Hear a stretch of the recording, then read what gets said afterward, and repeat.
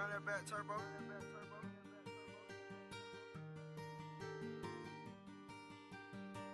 Yeah, man, welcome to another episode of Conversations with Zoe. This is episode 41, Being Black in Boarding School, part 2. Today we feature my man Dauda, the young king that we met a couple years ago. You know, shout out to the Boys Club in New York. You know, welcome to Conversations with Zoe. So good to have you. Scoot up a little. Thanks for having me, man. Absolutely, man. So we're going to be talking about his experience right now. He goes to school up in Maine. He's currently in boarding school, so I gave you guys an overall perspective of something that I endured back in the day. But, you know, this is something that he's currently living right now. So, man, introduce yourself. So yeah, my name is Dauda Niang. I'm Senegalese. I'm Muslim. I attend boarding school in Maine. I met my guy Lorenzo at the Boys Club in New York. You know, the Boys Club is sort of a bridge that brought us together and stuff, and that helped us, you know, go into the next level and going into prep school and everything. Yeah. So shout out to the Boys Club. Shout out to him. Yeah, definitely shout out to, he's no longer with them, but Coach Bale. Antonio's still there holding it down. Make sure you guys, you know, treat my guy with a lot of respect. He's the GOAT, for real. Like, Coach Eric. You know, Coach Eric, Coach Amar, you know, all my Mike Augusto, all my old guys from back in the day, Sean Atkins, you know, just showing love, paying homage, you know, and paying it forward, man. Those guys did a lot for me, and that's why, you know, when I met you that day that I spoke, you know, I told you, like, I ain't in front, you know, there's no cap, you know what I'm saying? Anything you need from me, you know, I got you. Yeah, for sure. Appreciate it. For sure. Absolutely, man. So what's going on? How you feeling? I'm feeling good. You know, I'm back in the city, seeing my family, seeing my niece. She was born 3 months ago. I was at boarding school, so I couldn't really get to see her. Ah, beautiful. But seeing her, you know, made me happy and just put everything basketball. Yeah. Put all that aside. Well, I mean, it's nothing like being back home from school, bro. Yes, like, sir, for sure. You know, Shane, it's cold up there, huh? Yeah, it's cold. Oof, it's cold. Yeah, you look lighter. It's cold up there. It's nah, cold. Yeah, I feel you, man. So, I want to start off with something about doing the right thing. What does doing the right thing mean to you? So for me, doing the right thing is, you know, being positive and doing things even when no one is looking, you know? Yeah. And, you know, using the moral values you was taught at home and just translating it to, you know, the outside world. Uh-huh. You know, so for me, that's really what it is. You know? Absolutely, man. I know you got a solid foundation, you know, being Muslim. Were you born here? Yeah, I was born in Brooklyn, New York. Okay, born in Brooklyn, but I could see, you know, your parents have played a pretty pivotal role in who you've become, man. So talk to us about your parents a little bit. So my parents, you know, Mauritanian and Senegalese, you know, we're a family of immigrants. Yeah. Moved to New York City 2002. You know, had me in 2003, and they're here, and I appreciate them every day. You know, being an immigrant and being in New York City, is really difficult. You know, with the whole language barrier and stuff, and you know, education back home not being really accepted in the States and everything. So shout out to my mom and my dad. I really appreciate it. Absolutely. Would you consider them your top influences? Yeah, for sure. Influencers, absolutely. Yeah. Absolutely, man. So we're gonna kick into how we met. You know, so I was talking that day, and it's crazy that you were really the only kid that was really interested. You know, and I feel like I gave a pretty good. Yeah, man. Like, you know, you had gems. You know, like you was giving me education but people like outside of Boys Club was paying for. You know, for free. And I took that as an advantage. I'm like, yo, thank you, you know? Yeah, this is no, gems you're welcome. I'm getting. Yeah. And I appreciated it. No, absolutely, man. I mean, for me, like I said, just paying it forward. I had guys before me, you know, Xavier Pollard, you know, he's overseas playing basketball. You know, my guy Shane, you know, he just graduated from Columbia Law, probably going to be the next president of the United States, probably. You know, Cardigan, they're both Cardigan guys. You know, and just guys that were there before me to pave the way, bro, like, you know, X held me down when I went to Suffield, so it was nice. It was an easier transition having a guy from the Boys Club already there. For sure. And then Shane used to come in and did what I do, you know, give the talks, talk about, you know, the ISP PEP program, talk about different things, and you know, it was things that I just got to pay it forward, you know. So Definitely. Those are the things that meant the most to me. And what made you ask questions?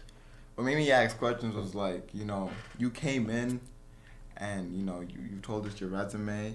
Yeah. And I was like fascinated. I was like, wow, you know, me being from Bedstuy, Yeah. me being from Brooklyn, not a lot of people, you know, come back, you know, and talk to you, you know, and stuff. You know, people who already made it, they made it. They ain't coming back, you know. So it's really rare to like see someone who made it, you know, and who got out there, who went out the world, played professionally in baseball, just come out and talking to you. It was a blessing. That day was, I say for me, it was an answered prayer. I was asking God for a mentor, a brother, and a teacher. God gave it to me, but God added more when you came in, you know. So respect. That's gems, bro. That listen, man, that means a lot to me. Yeah. You don't know, man. This stuff, it seems corny sometimes. You know, like that's what people treat me as. You know, the preacher, the guy that always saying these things, but there's a war out there. You feel me? Like, it is. And it's not just police brutality. You know, it's not just the government or the man or the system. Like, black people killing black people, bro. Yeah, like, man. You know what I'm saying? We don't value ourselves nor each other. You know what I'm saying? And that's why some 13-year-old kids feels comfortable, you know, to go knock somebody's head off, you know? And I believe there's other ways. You feel me? I don't rap and I didn't play basketball. You know, my professional career came after the fact, you know? And it almost disappeared on me, you know? So working at the boys club, working at summer camps, coaching baseball was my way of giving back. So that's where I found joy in helping young kings like and queens such as yourself. So the streets, man, what made you avoid them? Like the streets, what made me avoid them was I see people that was close to me fall into the wrong trap, you know, and it didn't really end well. Yeah. Right. I have a lot of family members. I have a lot of close family friends who aren't here right now because of the streets, or who's locked up, you know. Yeah. Who's probably where they at right now is not where they really wanted to be in, you know. Yeah. And you know, me really couldn't connect to anybody in the house because, you know, I spoke English mostly, you know. Yeah. If like Fulani was there, I could talk to my mom and my dad, but they really would understand the life. Yeah. You know, going through NYC and stuff. Yeah. But I see people that I was really close to, you know, just fall into the wrong ditch. And you know, something clicked and told me that's not where I want to be at, you know, and that I can be different. I can do something for change. Absolutely, man. I think that's one of the most gangster things you could do. Yeah. You know, taking a spin on the word gangster. I think gangster is being your authentic self. You know, it's nothing gangster about pretending or trying to go run and be a part of a lifestyle that you're not really a part of, and that you don't really agree with. You know, and I feel like that's, you know, this right here to other people is like, oh, they went to boarding school, they squares, or this or that, but not knowing like what that opportunity really does, you know, to our lives. Like life is, I'm telling you now, life will never be the same, bro. Never. I mean, from the day that we met, how has your life changed? So like from the day we've met to like now, my life changed drastically. You know, at first, before going into boarding school, my mindset was basketball. Yeah. Basketball. Right? Athlete. That's what I was, just an athlete. Yeah. And then, you know, hearing your stories and then going to boarding school, right? We talked about this once. It was like everything you were saying was coming. Yeah. It was identical. Yeah. And, you know, me being a man, me being the person who I am, before I went to boarding school, I was like, yo, I shouldn't show any emotion. I shouldn't mind anything that's being said to me. It's negative. I shouldn't feel any type of way about it. Yeah. But you made it seem like it's okay for you to have these emotions. It's okay for you to stand up for yourself. Yeah. You know, it's okay to fail. Right? And, you know, just getting that mentality while I was at boarding school helped me a lot. You know? Because when I got into boarding school and I was alone, right? No mom, no dad, just me by myself over there. That's when life hit me fast. That's when I started experiencing things I didn't experience in the city. Yeah. And seeing cultures that I really didn't really know. Yeah. So that's something that I really appreciate to this day. Yeah. So. Nah, man, it's different. I think it's one of those things that I try to be as transparent and genuine as I can. And I think that was something that I didn't have anyone really. Well, that's why I thank Shane for, because Shane kept it 100 with us on what that life was gonna be like. Yeah. But it's nothing like it when you see it for yourself. You know what I'm saying? I could tell you over there, that block is hot, and you could feel that block. But until you feel the fire and the tension that's on that block for yourself, then you really never know. And I think that's one of the things that I try to help young kings and young students as yourself see, like, it's a different world. You know what I'm saying? Your parents is not there waking you up for school.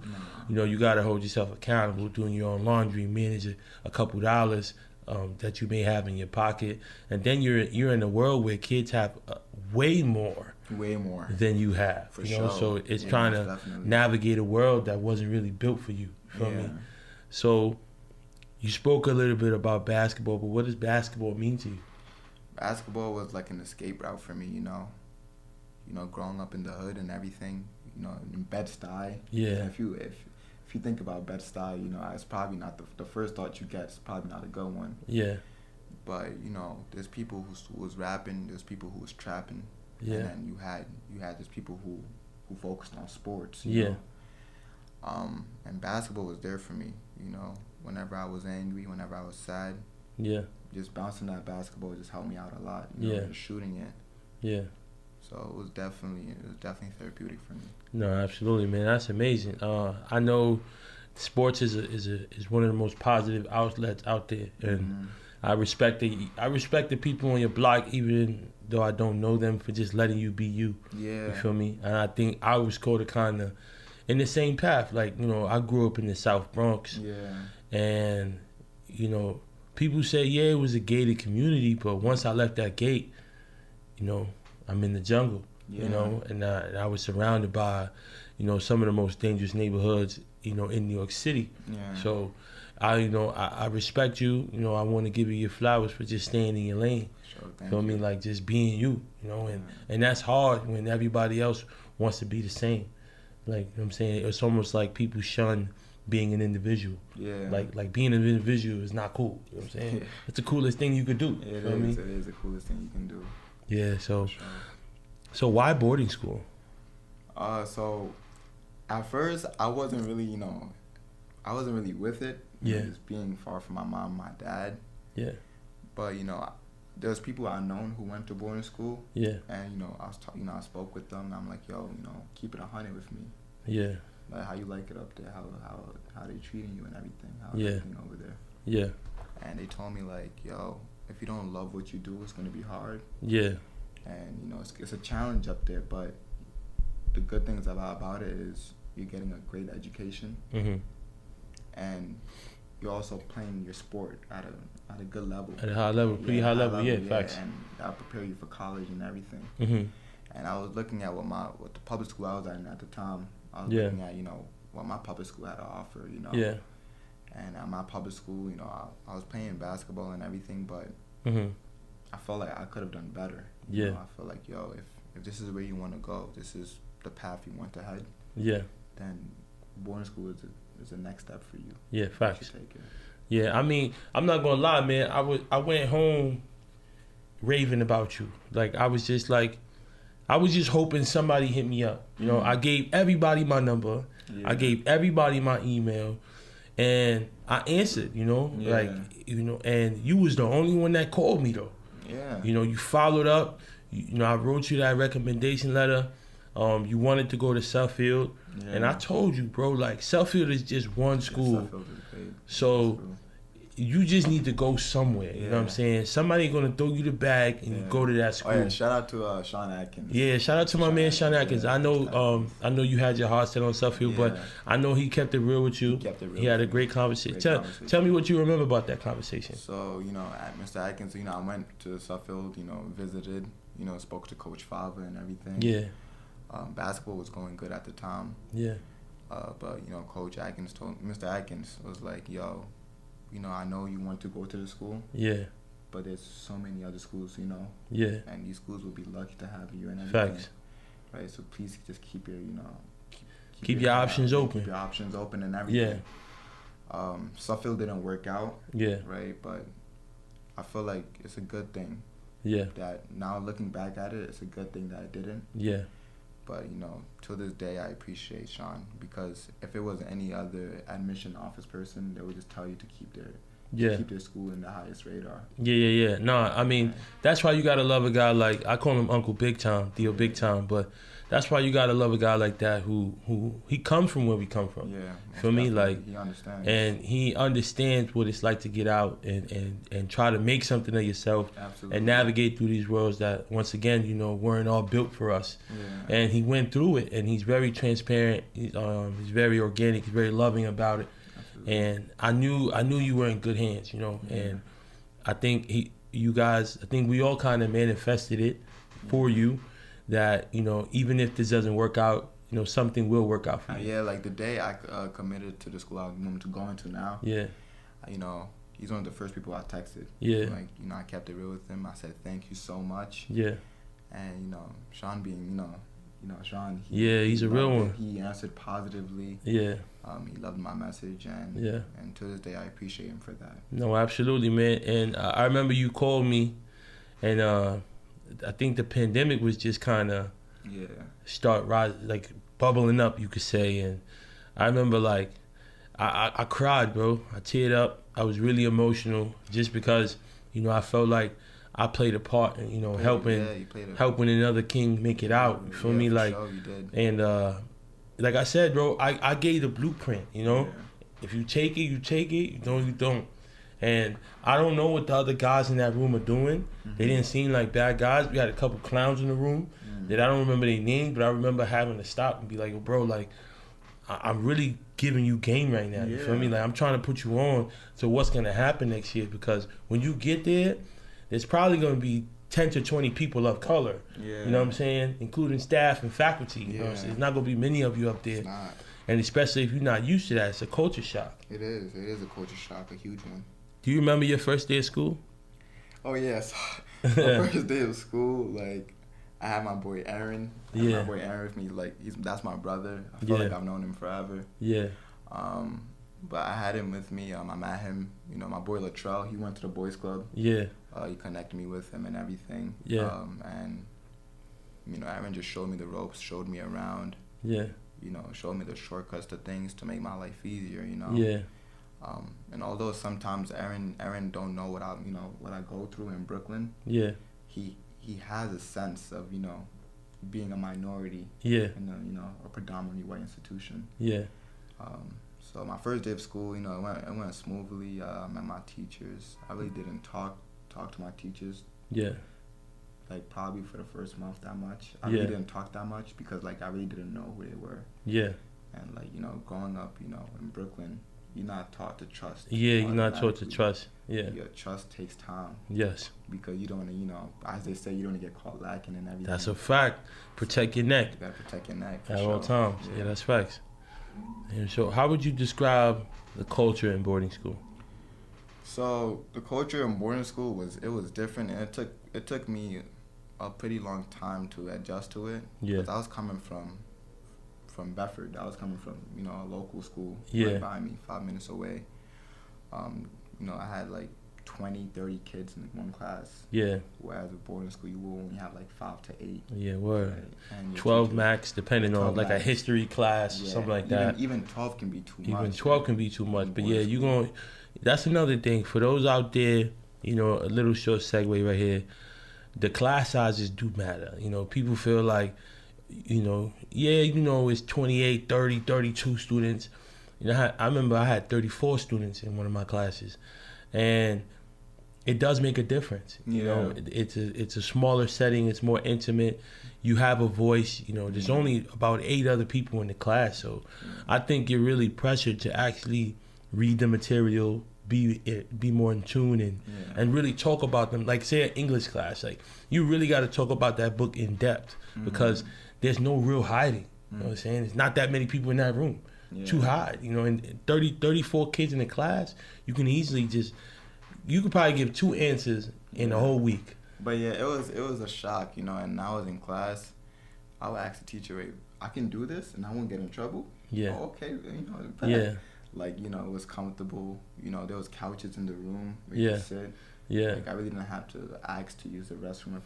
In public school, you know, you had to ask. Yeah, you had to ask. And you really couldn't be in a comfortable. Any place that was comfortable in the room belonged to the teacher. Yeah.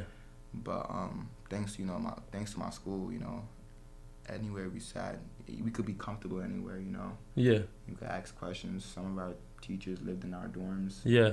And you know, we had you cannot say like, yeah, I'm failing, because Yeah. you have it's harder to fail than to pass. Than to pass, yeah. So it was No, yeah. I mean, the support is endless, you know. Yeah. How do you feel about living with your teachers on campus? It feels pretty good, you know, knowing that if I need help with homework, you know, I can contact, you know, any one of them. Sometimes they may be on duty in my dorm, so I'm right there, like at 7 p.m. Yeah. or 9. Yeah. Right, just asking questions, you know. Yeah. And just getting help. How many black students and teachers are in your school? It's about probably like 13, 14 of us, or even less. So is that including students and faculty? So faculty, I know we have two black faculties. Students, there's more of us this year. Yeah. But last year, it was not that much of us, you know. Yeah, not that many of you guys. So Yeah. how many? So you say 13, including teachers and students. Probably 8 or 7. 8 or 7. So Yeah. and how many students go to your school? Like now it's probably like 200. All right, so school up in Maine, you know what I'm saying? You got, you know, 10 to 15, you know, people of color, including staff, and about 200 students. Yeah. You know, so would you say, including faculty, it's about 250 people? 240, something like that? Yeah. Right? Yeah. And, I mean, the numbers aren't looking that good up there. Yeah. It's white up there. You know what I'm saying? It's white. You know what I'm saying? That's crazy, man. That's something different, bro. Like, I mean, in Suffield we had a lot more than that, you know. I mean, including faculty and staff. I even counted the maintenance people too, but it was like 50 of us. You know what I'm saying? So, but Suffield was double the size of your school, so it was pretty big there. So school in Maine, you know, do you feel like you're treated differently? I'm not gonna lie, right? I'm gonna be totally honest here. Even till now, at first till now, like I feel like I am treated differently. There's negative parts to it. Yes. And there's some positive parts of it. You know? Yeah. But for positive parts is like, you know, I see them sometimes trying to include. Yeah. Right, and you know, trying to understand. Yeah. You know what's going on and everything, and trying to add meals, you know, diverse meals and stuff. What kind of diverse meals? Like so say if a kid is from Kenya or Somalia or anywhere from the world, you know, a student of color, they'll probably bring their hometown dish. Yeah. So you know that's respect over there, but in terms of like, you know, sometimes you be there, you know, as a student of color, you feel like, yo, do these people really care? You know? Yeah. Or are they just doing this because it's a part of their job? Yeah. Because you never know what someone's true intentions are, you know? Yeah. And that's something I still carry to me to this day. Yeah. And whenever the conversation about race comes, it's awkward. It's awkward. Like me being from the city, like, you know, I got friends that's not, you know, that's not the same race as me. Yeah. I got Arab friends. I got white friends, you know? Yeah. Yeah, to me, that shit shouldn't be awkward at all. Yeah. You know? But up there, you know, like, whenever race is brought up sometimes, it can be awkward. It can be awkward, yeah. It can be really awkward. Do you feel like there's ever a situation when teachers are insensitive? Insensitive in the sense of, like, maybe not showing much empathy towards the situation, or maybe something they said maybe came out wrong, or like how are they expressing themselves about the Black Lives Matter movement, or you know? Absolutely. There's teachers. I mean, and then you got that small few that, you know, really sees what's going on. Yeah. and really will talk to you, Mm-hmm. and it's not awkward at all, and they'll say everything, you know. Yeah. And how they felt about someone in their family saying something that Yeah. really was wrong, you know. Uh-huh. And they'll tell you how bad it makes them feel. Yeah. And how things need to be fixed. Yeah. But I'm gonna be honest in terms of like, you know, up there. We should be taking a different approach to things, you know. Like, okay, you don't want one race to feel bad for another race because of the things that they go through, you know. Yeah. You don't want people to feel bad about, you know, what African Americans are going through, or what Asians are going through, you know. Yeah. You want people to understand, right? Anyone could feel bad. Yeah. Anyone could have sympathy, but do you really understand? Yeah. And do you really like sit together and be like, okay, how can we change this? What approach do we need to take? Instead of asking the same questions over and over again, you know, asking the same surveys and stuff. So yeah. What about these surveys? Like, so, you know, we have a diversity meeting. Yeah. Right, and it'll be the same question asked, like, how do you feel about campus? Yeah. Right. We say how we feel, but nothing changed. So campus hasn't changed. Campus haven't changed. Same old shit. Same old shit. And then the next meeting, the next diversity meeting, how can we, like, how do you feel about campus? Yeah. What happened now? Yeah. You know, it's just the same repetitive thing, you know, and that's not really helping. So what do you think? What's your definition of diversity? My definition about diversity is, you know, you accepting one's background, right? And you seeing someone, not for their background as well, just seeing them as who they are. I think the word, so a little bit of game here, human. Human. We're all human. We're all human. So humans from different walks of life, exactly. different languages, different shades of brown, or 100%. a little white, or tan, or whatever it is. You know, we're all human. We're all human, and you know, me being Muslim, right? Islam, like, every race is in Islam. Yes. There's not that much racism going on in Islam. Yeah. Right. But with our theory, like our belief, is we all came from two human beings. Yes. Somehow we're all connected. Yes. Right. So, if you're another race, if you're a different race than me, I won't see your race. Yeah. Like, at all. I'll see you as a brother.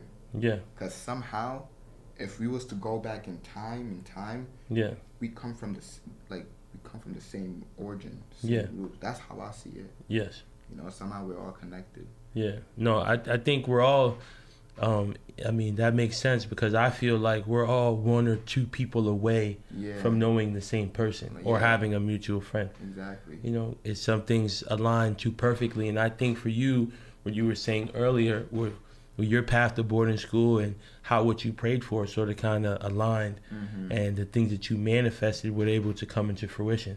And that's a beautiful thing.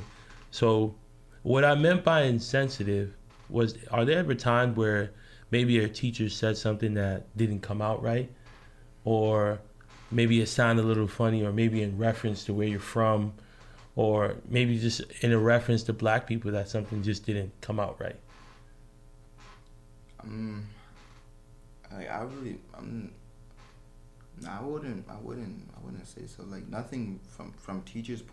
My teachers, I'm gonna be honest, is straight in the classroom, right? When it's when it's time to get together as community, we get together. Yeah. Right. There's teachers up there, you know, that I appreciate, you know, so much, and like, I'm thankful for meeting them. Yeah. So in terms of just teachers, you know, coming out and, you know, saying things they aren't supposed to say. Yeah. It really happens. Probably to other, you know. Yeah, probably behind closed doors. Probably to other students of color, it happens. Yeah. I mean, so it just hasn't happened in your experience. My experience, it hasn't happened yet. Yeah. Because I feel like a lot of people know is, like, me, if I'm, like, this year, like, one thing that I'm doing differently is I'm not tolerating anything. Yeah. Like, if a teacher says something to me, or if a student says something to me, like, I'm gonna call you out on your bullshit and say straight up, yo, that's wrong, you know? Yeah. But there's students of color who have their stories. Like there's stories that I've heard. Yeah. Who have their stories. Like that's crazy. You know? Yeah. But yeah, it does some. Yeah, I know.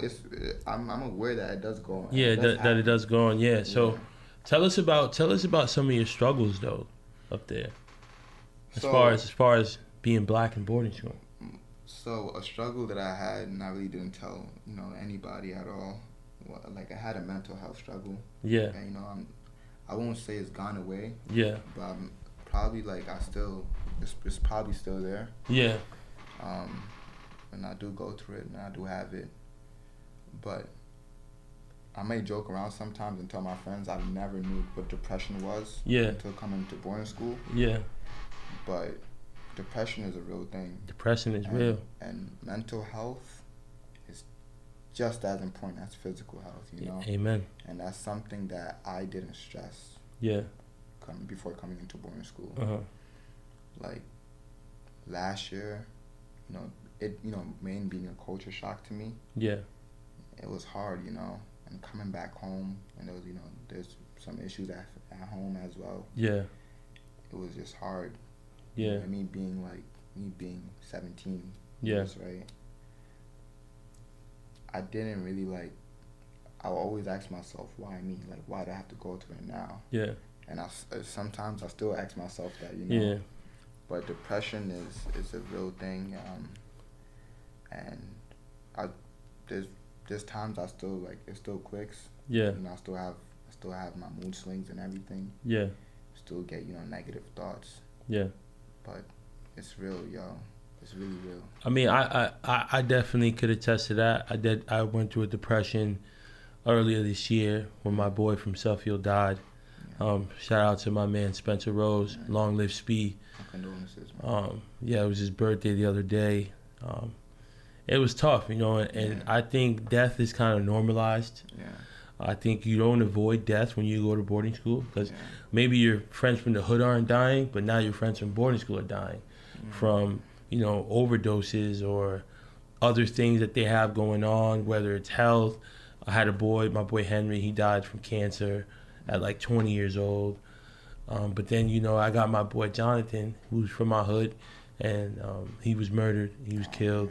So from different walks of life, people are dying for different reasons, from being sick, from, I remember there was a kid from the school that I went to that I think they were on a 4-wheeler and they hit something, he flew off and he passed away of a bunch of physical damages done to his body. So just kids that that pass away, whether I think one kid drowned.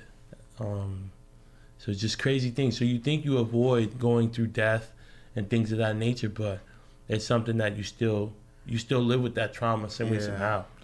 Like me being up there and then coming back home. Yeah. New York around this time is not really the safest place. You know, a lot of things. Daylight savings doesn't help. But I would think I feel like from my era, I feel like the winter things kind of slowed down. Yeah, slowed down. Yeah. You know what I'm saying? And now it's it's gun season all year round. It's gun season, and me coming back home, situations with with cops being you fit the description when it's not even me. Yeah. Those situations and seeing my boys fall into the wrong path. And I could be up at Maine hanging out with my boys, everything is normal, chill. Yeah. And it's a different world. Yeah. You feel safe up there? I mean, you don't feel the tension that you feel in the hood. Yeah. But I feel like when I'm up there, I'm in my space where I can focus. Yeah. Right, I can say I do feel safe up there. Security is good. Yeah. But coming back here. Yeah. You gotta watch your back. Yeah. Always. So do you feel like it's a guards up and guards down situation? Yeah. While I'm at Maine, I don't like to fully put my guard down. Yes. Because that's something I was taught not to do. Yeah. But I can lower my guard down. Yeah. A little bit. When you in the city, especially around this time, your guard's always got to be up. Yeah. because you never know what can happen. What can happen, yeah. Gotta play defense every day. Every day. Do you feel like the rules are different up there for black kids?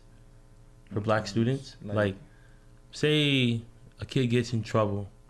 Do you think the rules are different in the sense that it's more harsher punishment for scholarship students than there is for students who pay? I mean, I would say so. I would say so 100%. Why? Like, I'm not sure why. Yeah. Right, but there's been situations where you see, people who are not on scholarship. Yeah. Who are not on athletic scholarship or academic scholarship. Yeah. You see people, get over some things. Yeah. Right. I mean, it's really like, for me, I realized it, but I really personally didn't care. Yeah. Like, it has nothing to do with me and stuff sometimes, and I know that's a bad mentality. Yeah. But yeah, it does happen. And before I even went to that school, my boy Aaron, AJ, like, he'll tell you, yeah, like, there's things that can be unfair up there, Yeah. So for sure, 100%. Yeah. No, I'm most certain that things could be definitely unfair up there, and the rules bend differently for different people. Yeah. It's different when you pay, like, it's a lot of money on the line. Yeah. So you pretty much went to school during the Black Lives Matter movement. How did that go? Like, I think it was more like, I wouldn't say difficult, but it was more awkward going up there, because you have people like who are like watch themselves. Yeah. You're like, okay, don't say this, around that kid, Yeah. Like, there's guys, I personally say the word. I personally heard say the word. Yeah. When I'm not around, but I've never brought it up, to anybody, because I was never around sometimes. Yeah. But when I'm there, it's all silent peep, goody and everything. Yeah. But it's awkward, people watch what they say. Yeah.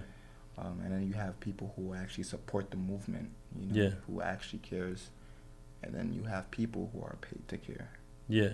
So. And then you have people who are paid to care. So how was the racial climax during the whole, like, Trump administration? Like, were there, like, did you have, like, Trump supporter classmates or? Yeah, like, I'm not gonna lie, I have friends who are Trump supporters. Yeah. Right? My concept of things is, you could believe in whatever you want to believe in, mm-hmm. but if you treat me the way I treat you, then I'm gonna hold it down for you. Facts. Right? That's just how it is for me. Like, that, there's people who are Trump supporters. Yeah.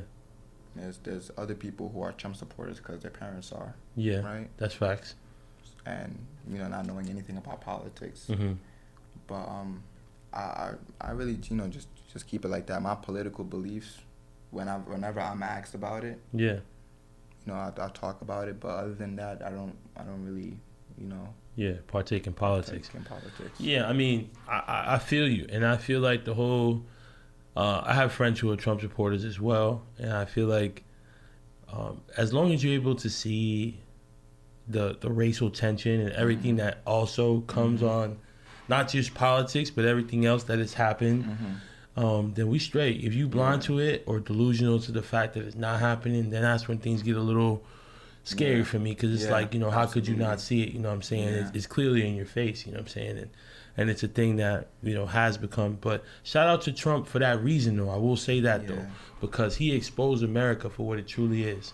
You know what I'm saying? And then the racial tension has just been swept under the rug. But hey, slavery is only dressed up now as the prison system. You know what I'm saying? They can't legally make us slaves. You know what I'm saying? But they can incriminate us and keep us in prison. So it's like the new modern Jim Crow, you know what I'm saying? Like, they just find other ways to put us in situations like the projects, the hood, all these places where you're more than likely to commit a crime. Yeah. And now you become a slave of the state, and now we're making money off that ass, because, you know, now you're an inmate, you know what I'm saying? So it's almost like you said earlier, the trap, you know, and it kind of is a trap that you're going to fall into, or if you're going to fall into, you know. So you and I didn't, but there's a lot more that actually did than more of you and me.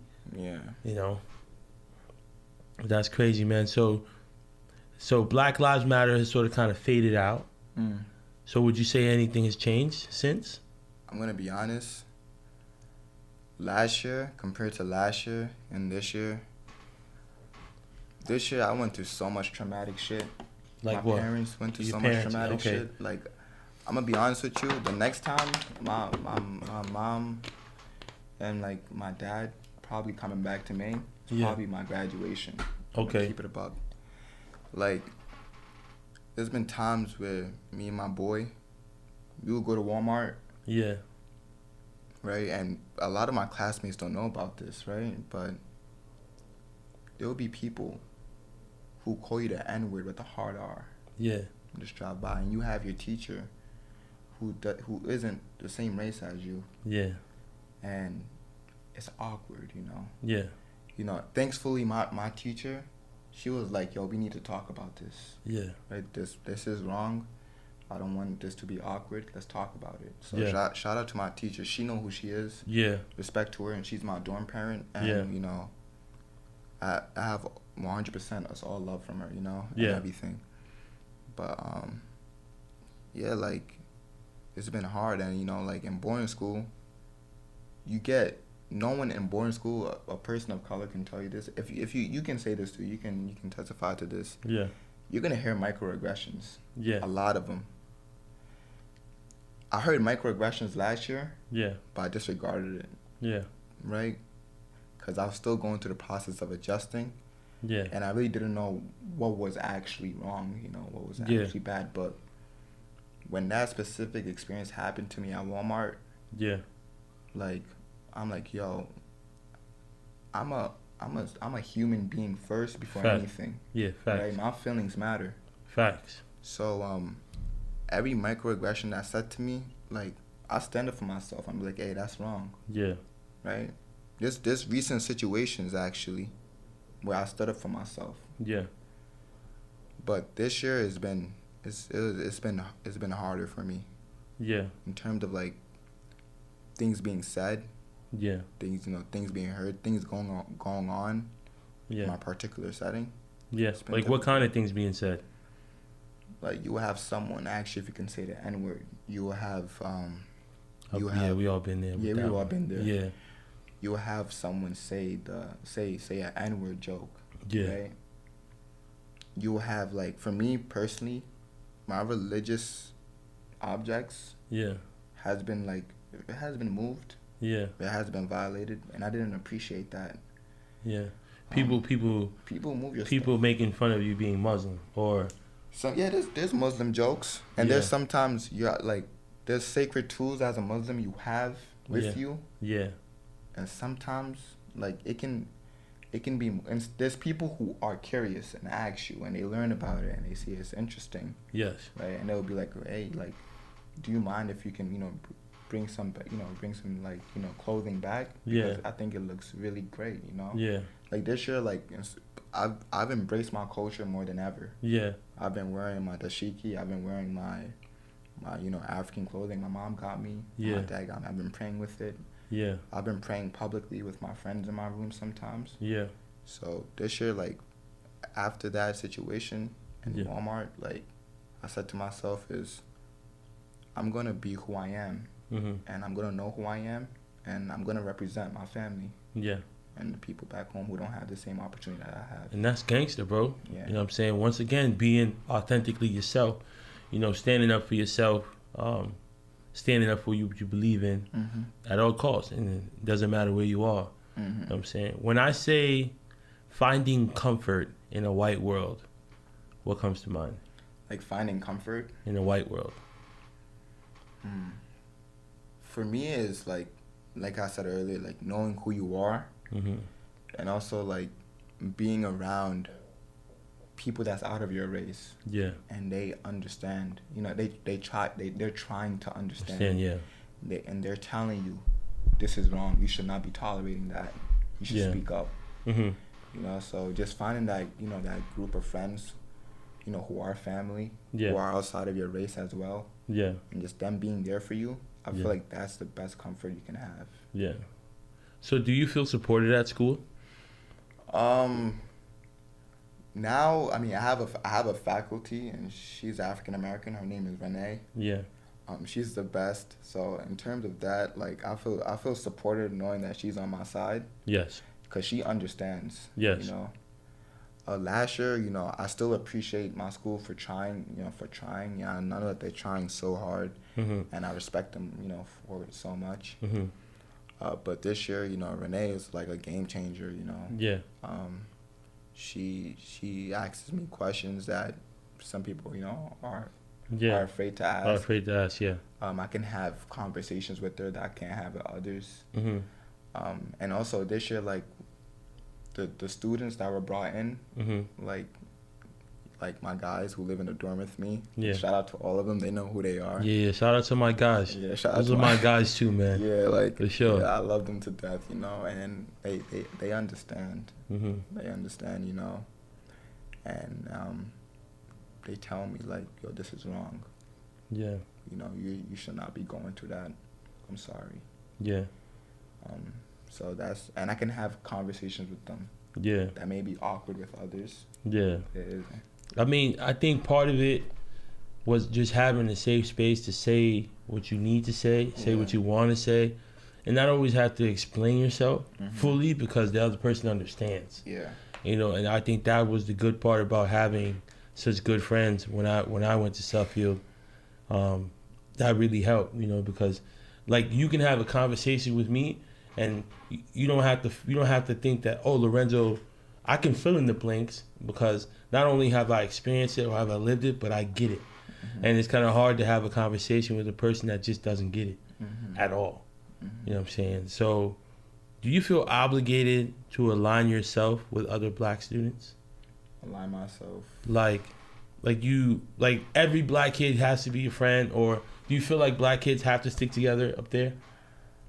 Like, at some certain extent, yeah, but like not every black kid, you know, if they're comfortable with it, you know, I'm an outgoing person, you know, I will introduce you to myself. Yeah. Right, because that's what I was taught at home. Yeah. You know, being nice, being a good person. Yeah. Treating others how you want to be treated. Yeah. But you know, if they don't want to be my friend, that it doesn't really matter, you know. Yeah. And I don't see anything bad about that, you know. Yeah. Is there a black table up there? Yeah, like there's that group there's that group since last year, you know, that you know. Of course, man. I still hang around with. But this year it's more different. This year, like, I'm sitting with people outside of my race. Yeah. And last year it was different too. Last year I was sitting with people outside of my race. Yeah. But this year, like, I have more of a connection, you know. Yeah. That's great, man. So the uncomfortable conversations are being had. So like, if you could change it, what would you do to change it? If I can change those uncomfortable conversations. As far as the racial climax at your school. Like the racial, what I would do is, I would get 2 kids from 2 different backgrounds, right? Mm-hmm. And I just get 1 staff member who's not, you know, who's clueless. Yeah. Doesn't know anything, and just put those 3 in one room, and just let them talk. Yeah. And share their stories, get to understand each other, sit with each other, get to know, how is your home? Yeah. You know, just getting to learn, and also, like, this might sound negative, but any negative feeling that each person has, like, if they're comfortable enough, share it, you know. Yeah. I feel like if you want to, like, fix things, if you want to get a solution, the problems, those obstacles, got to get out of the way first. They got to be approached. They got to be embraced. Mm-hmm. You got to embrace obstacles too, you know. Yeah, absolutely. So yeah. So do you feel like some of your white peers look for you to educate them? Yeah, absolutely. That I have a lot of friends, you know, especially in my dorm. Like, my dorm, I love my dorm. Yeah. But you know, they ask questions. You know, because my dorm is international too. There's international kids, you know, from South America and everything. Yeah. So while they're learning from me, I'm learning from them too. You know, and just asking them like, how is it a different world out here? You know. Yeah. And you know, my white friends, you know, shout out to them. Like they know what's going on too. Yeah. Right. They know some things can be wrong. Yeah. And they come out and they tell me what's wrong about it. Yeah. Right. And if they had a situation where they did something wrong or felt some wrong thing, yeah, like what's good about it is they'll come out and tell you what they did wrong. Yeah. And how at the time they didn't know. It was bad. Like they were clueless. Yeah. And everything. And you know, them, you know, like just sharing that is something that means a lot, you know. Yeah. But do you feel like it's your responsibility to educate them? To be honest, I don't feel like it is my responsibility. Yeah. But if you my boy, yeah, and I really care about you, yeah, then yeah, of course. Yeah. I would tell you to be mindful of that, just because I've had people just try to use me as, oh yeah, like that's my black friend. Oh yeah, of course. You know, so they, you know, I'm the easy person to go have the conversation with, but it's just really for what it looks like. You know? Of course. I have friends in the school, right? I'm not gonna say no names, who take pictures with me because I'm black. Oh yeah, oh yeah, oh yeah. I mean, black, you know, yeah. or give me the dap, you know. Yeah. Or ask you know what I'm saying? Or they want to say the fly lingo, and you know, always want to. Yeah. You know, I mean, those are the white people are the biggest consumer of black culture. You know what I'm saying? So I mean, some white people can dress. I'm not gonna take that away, but some people can just afford to just buy expensive shit and put it on, and now they got drip. Like shout out to my boy, you know, Eric, you know, Coach E. That's my guy. You know, love him to death. He told me that was gonna happen before I even got. You've told me. Yeah. Y'all both told me. You know, y'all both are the big brothers that I had. Yeah. You know, and y'all told me what was gonna go on if I went up there. Yeah. Right. And Latrell too. Shout out to Latrell. Yeah. Y'all all told me what was gonna happen. Mm-hmm. And everything fell into place. I'm like, wow, like, these guys are like, you know, fortune tellers or something. Yeah, I mean, I've lived it, I've seen it, you know, and I've seen it time and time again. You know, it's almost like the school is more expensive, but it hasn't really changed. It hasn't really grown. As far as the culture is a very, like, I mean, Suffield was a very loving environment. You know, don't get me wrong, I won't take that from it. But with that love, you know, comes a dark side. You know, the secrets, the racist undertones, you know, kids that just don't understand, you know, where we come from. And some of it is ignorance, but I think there is some malice in some of it just because of what they would say and how they would say it. And sometimes they say things to get a rise out of you or to see a reaction or to see what you would say, you know. So I've been in those situations and I've seen kids, you know, I've heard stories, you know, allegedly, but you know, kids get caught with drugs, kids get caught with all kinds of stuff, and they're still at the school. And you could say, well, you know, if I got caught with drugs in my room, I'd probably get thrown out. Yeah, it would have been over. It would have been over. Like, it's a funny story. Like, so before I came into boarding school, right, you know, I was listening to, you know, rap, you know, Brooklyn rap, you know, how drill music is. So I'm like, I should, like, probably just leave this here because when I go up there, I'm not going to hear that. Yeah. Man, like, the first time I was in my bathroom, I met my guy, Owen. I love Owen, man. Like, OT, like, that's my guy. He would listen to the same thing. Yeah, the same thing, right? Yeah. And I'm like, yo, you're my guy, like, for real. And since then, like, he has, you know, uncomfortable situations, like uncomfortable conversations with me. Yeah. It was one time in my dorm, you know, I was at my lowest point, you know, and, you know, it was really emotional for me. Yeah. Like, I was going through it. Yeah. And, you know, my guy came in, gave me a hug, and was like, and he was emotional, too, with it. Yeah. So that's my guy, for sure. Yeah. And, no, that's real, man. It's one of those things where I hope you continue to progress as a man in your faith. You know, as an educated, as a basketball player. It's funny that we spoke about basketball a little bit today, but, you know, there's so much more to you than just basketball. Yeah. that I'm happy that this conversation was able to be had. I hope that it helps a lot of students of color from all walks of life to see, whether you're rich or poor, that there is a struggle, and that there is an adjustment. When you come from the city or anywhere that's not predominantly white, if you don't live in that, it's gonna be uncomfortable, and it's gonna be a culture shock when you're uprooted from your home, your community, and you're a part of a community that you don't not only align with, but you just have no connection with. You know what I'm saying? And it's like anything. You could be, for the international students, you guys are coming from Japan and now you're in Maine. You know what I'm saying? Like, it's a culture shock for them as well. But I think racially is where things get different. I think some of the Asian students could probably almost feel the same way we do. Yeah, and that's something I actually learned this year too, right? And like before, like when someone would talk about racism to me, like honestly, before coming into boarding school, I will only think about an African American person. Yeah, black and white.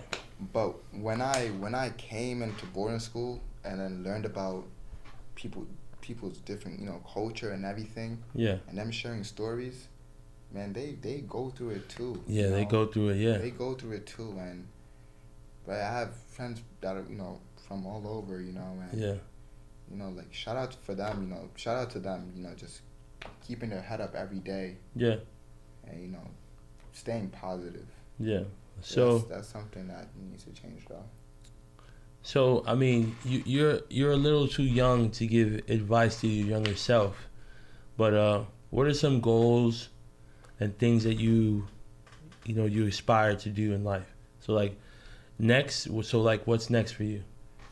Next for me is after this basketball season, like after I commit to wherever my education, wherever basketball takes me. Yeah. I wanna write a book. Yeah. I wanna write a book. Also, just going out in the community. If it's a boarding school outlet, like same as the boys club. Yeah. Or even if it's like a public school. Yeah. And just go out and just give back. And help and just talk with the students there. Yeah. Actually asking them, how are you? Yeah. And how's everything built, build friendships. Yeah. Absolutely, man. So, from all of our subscribers, from everybody out there, make sure you like, subscribe, and comment. We're sending you lots of love, lots of positivity. Stay in touch, always call me when you need me. Big bro, I got you. Always, it's always love, Young King. And, we're rooting for you, man. I can't wait for you to commit. This is part one of many episodes that hopefully we can do, and we can continue to tell your story. Thank you so much. Right now, hold it down up there in Maine. Yeah, for sure. Graduate. For sure. Listen, spring semester gets a little spicy up there. You know what I'm saying? So, hey, all of a sudden you got girls who never want to talk to you now. You know what I'm saying? So, hey, take it down off campus. That's all I'm going to tell you. Yeah, for sure. You know what I'm saying? So, hey, man, there goes Conversation 81 right there. Yes, sir. Appreciate you, baby boy. Thank you. I appreciate you too, bro.